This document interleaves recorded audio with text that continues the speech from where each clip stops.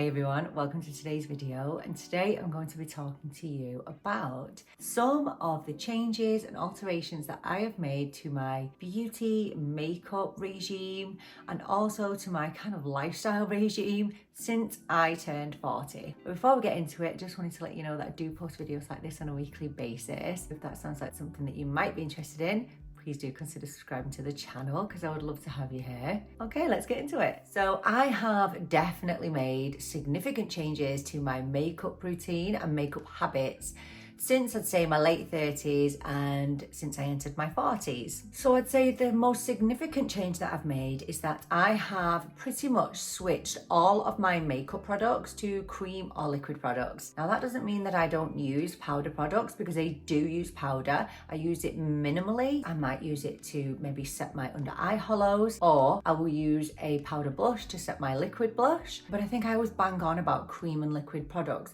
but I don't really explain to you why I prefer them in my 40s. So I guess the main reason is that I was finding that my makeup was looking really cakey, it was looking heavy. I found that my lines and my wrinkles were just so much more emphasized when I put powder on them than when I used a cream product. And the most significant thing for me is that I just feel like powder takes away my glow. I really love glowing and healthy looking skin, but for me, powder just takes away the luminosity that I crave. And I guess the final reason that I switched to cream liquid products is that I just find cream and liquid products really hydrating, and as I'm getting older, my skin is changing, my needs are changing, and I just need a little bit more hydration. Even though I don't have particularly dry skin, I feel like when I apply cream and liquid products, they kind of feel like they're looking after my skin. So for me, cream and liquid products are just more friendly to my aging skin. And the second change that I've made is I've actually got to understand my own face and my own features.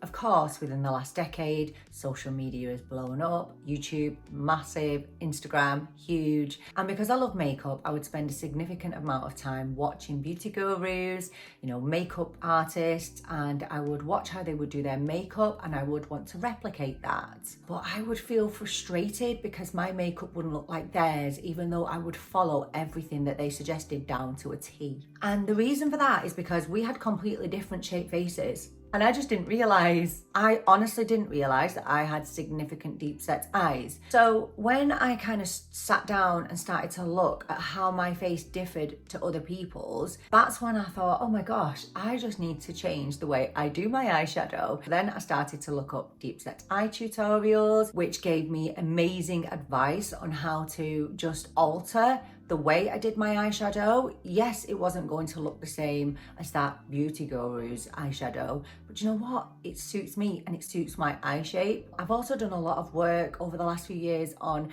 my actual skin tone. What is my skin tone? What is my undertone? What is my skin type? And picking products that suit those things. So I'm sure that in my 20s and my 30s, I was walking around with super orange foundation. I was probably walking around with foundation that emphasized all the textures on my chin, on my nose, etc., because I didn't really understand my own skin.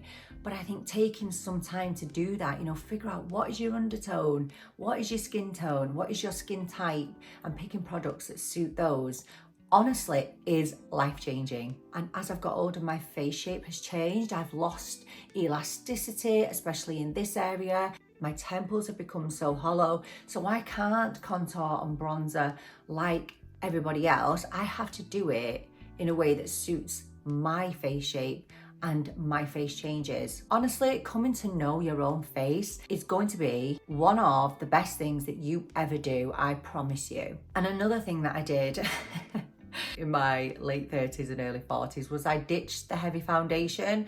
I was the biggest fan of double wear and double wear light, and for some reason I just convinced myself that I needed loads of makeup to look good. Instead, I use a light to medium foundation and I build it up if and when I need to. I've now realised that in general with makeup, less is more. When it comes to concealing under my eyes, I used to swipe that concealer right under and powder it all. Now I know that I only need concealer in specific areas. I don't need to be piling on the foundation because do you know what? doing that just aged me. I don't look young. Okay, I'm in my 40s. I'm never going to look like I'm 20, but I can tell you that I look 10 times better than what I did 10 years ago, because I've learned about products, I've learned about product placement, and I've learned about my own skin, and I've learned that more makeup does not equate a better look. Now, not only do I love makeup, I'm absolutely obsessed with skincare. Now, none of this video or any of my videos previously have been sponsored or affiliated in any way. I have not been paid a penny to recommend any products, but I'm going to tell you a little bit about how my skincare was and then how it is now. So one of the most important things I've realized over the last couple of years is that skincare is not going to tighten my sagging skin. And I think I got myself into a routine where I was spending a fortune on the most expensive medical grade skincare, and then I was like, why is my skin not changing? Because it's not going to change. The elasticity in my face is not going to change by using expensive skincare. I was just obsessed with medical grade skincare. It was the only thing that could give me nice looking skin. And that changed. I'm lucky enough that one of my best friends is a beauty educator, and she basically said, look, that skincare is great. It will help with the surface layers of the epidermis, is what she calls it, technical term, so the surface layers of the skin.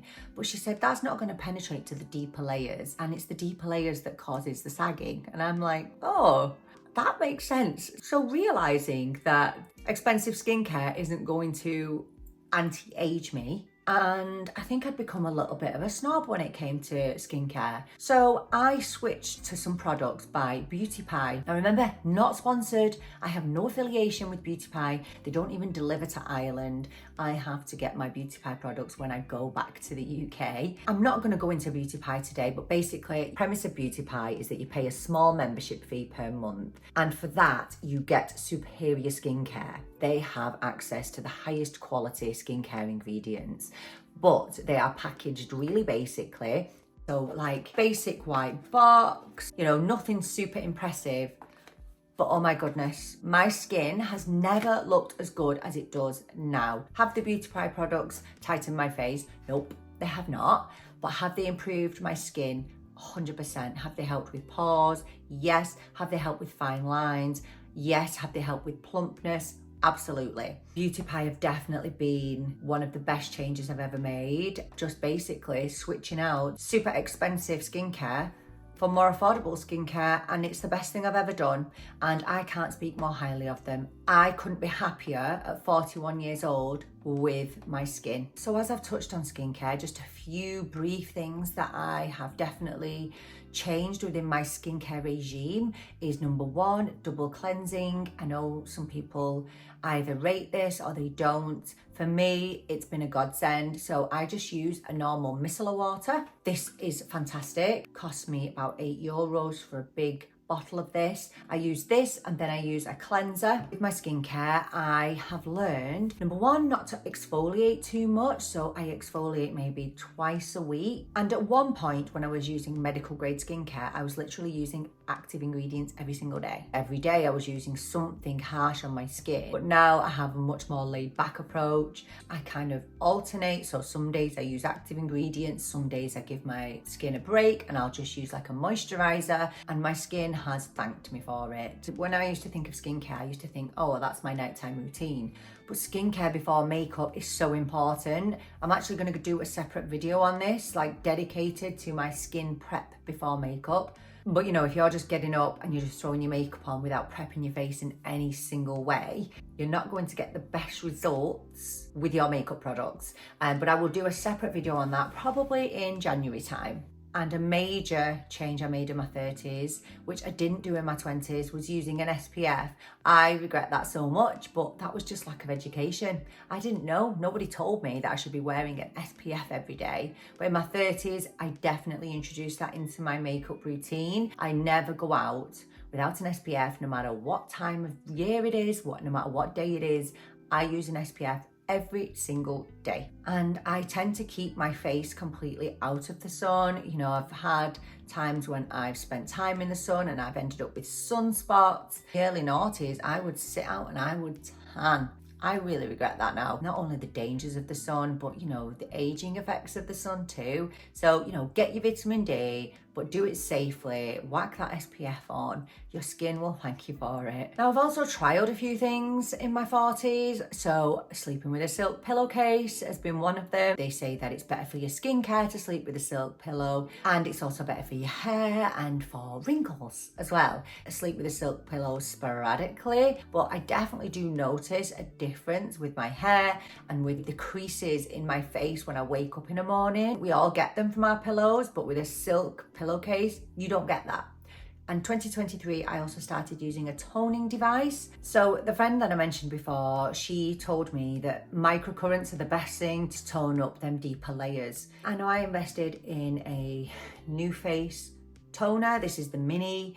Again, not sponsored, not affiliated in any way. Bought this with my own money a year ago. I think I paid about £100 for it, which isn't too bad. I was really good with it at first, but I lacked a bit of more motivation finding the time to use it.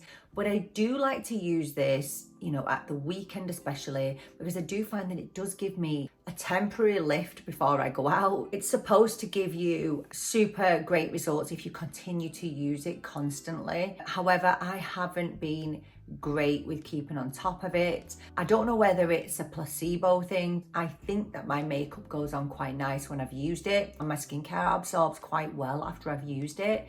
So yeah, I'd have to keep using it to give you a proper opinion on this, but I am definitely going to look into going to a salon and going to get a proper microcurrent treatment done, because my friend said he thinks that the microcurrents in here aren't strong enough to make a big difference, so you'd need to go to a salon. And if I ever decide to do that, I'll take you along with me. So I don't want this video to be a million years long, but I guess the purpose of this video is to try and encourage you not to be afraid of change. Honestly, the saying life begins at 40, there's some absolute truth in that, but I don't think we can carry on in our 40s and our 50s treating our skin and our faces and our beauty products in the same way that we did in our 20s and 30s. But there's nothing wrong with that. It's just altering how we do things to suit our changing bodies and faces. And I'm fully aware that my next big challenge is going to be the menopause. Any day now, I'm sure that will be upon me, and I'm going to have to change my routine again. If on this channel we can share things that can help one another, then that will just make me so happy. Just want to take this opportunity to wish you all an amazing Christmas. Thanks again for joining me. I really appreciate you being here. I'm really looking forward to seeing you in the next video. But until then, take care and bye for now.